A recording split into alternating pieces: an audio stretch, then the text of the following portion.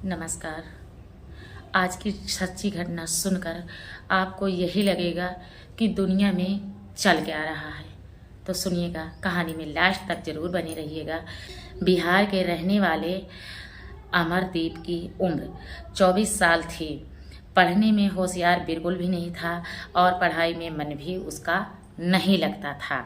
एक शादी में जाते हैं और वहाँ पर अमरदीप उस लड़की से बेइंतहा मोहब्बत हो जाती है।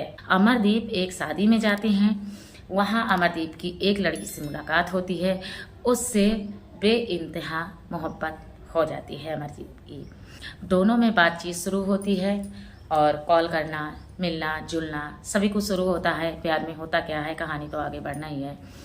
मामला करीब 4 साल तक चलता रहा। जिस लड़की से बेइंतहा प्यार कर बैठे थे, उस लड़की से कई बार मिल भी चुके थे। परिवार के लोग कहते हैं तुम्हारे बेटा की उम्र हो गई है, शादी आप अपने बेटा की कर दीजिए। शादी होने के बाद वंश बढ़ेगा। घर परिवार के लोग कहते हैं। अमरदीप घर में बताना नहीं चाहता है, कहता है परेशान ना हो माता जी, कर लूँगा, खुद कर लूँगा मैं, जब शादी करना होगा आप परेशान ना होइए, ज़रूरत नहीं पड़ेगी मुझे। अमरदीप माता पिता को गुमराह कर रहा था। माता पिता को अंदाज़ा हो गया था भाई इसका कनेक्शन कहीं और चल रहा है। आज के माता पिता भी जान जाते हैं, तुरंत उनको पता ही चल जाता है कि हमारा बेटा किस दिमाग से बात कर रहा है, कहीं और इनका चल रहा है। अब इनको शादी के बंधन में बांध देना चाहिए। एक दिन माता पिता अमरदीप के कमरे में जाते हैं और कहते हैं कि बेटा आप शादी करने के लिए क्यों मना कर रहे हैं, क्यों नहीं करने के लिए तैयार हो, बताओ पहले। आज हमको ये बात आपको बतानी ही पड़ेगी। क्या तेरे जीवन में कोई और लड़की है?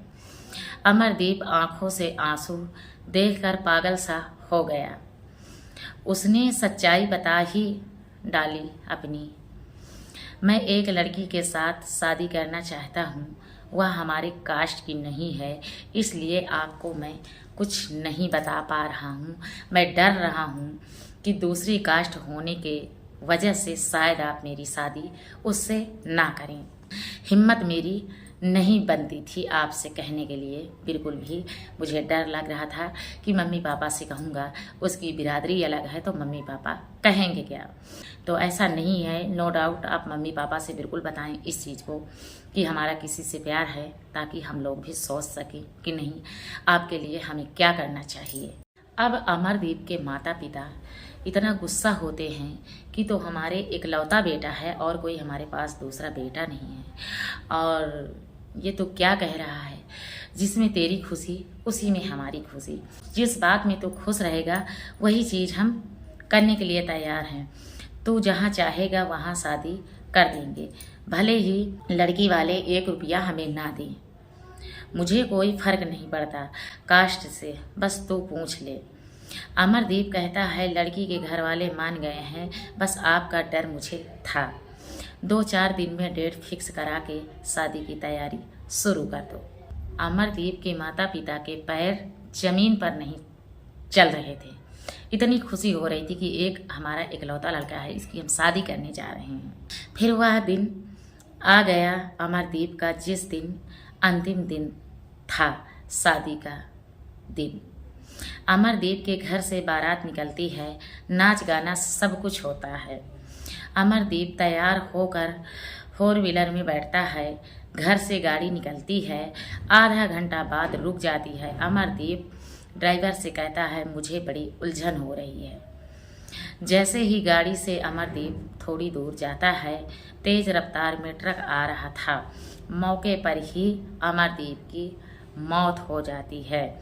पूरी बारात से कुछ ही मिनटों में घटना देख ली, जिस घटना का कोई अंदाजा नहीं लगा सकता था। तत्काल मौके पर पुलिस पहुंचती है। सब लोग यही कह रहे थे एक दूल्हा ने जान दे दी। जिस लड़की को दूल्हा अपनी जान नहीं सरताज समझता था, उस लड़की ने कुछ गंदे आपत्तिजनक फोटो और वीडियो दूल्हे के वेबसाइट पर किसी ने भेज दिया था। जब दूल्हे ने वेबसाइट खोलकर देखा, इस सदमे को वह बर्दाश्त नहीं कर सका। ड्राइवर से उलझन बताकर गाड़ी रुकवाई और ट्रक के आगे जाकर अपनी जान दे दी। वो दुल्हन ने सब कुछ सही बताया, झूठ नहीं बोला। उसने बताया मामला 4 साल पहले का है, जब अमरदीप नाम का शख्स मेरे जीवन में नहीं था। यह आपत्तिजनक फोटो 4 साल पहले के हैं।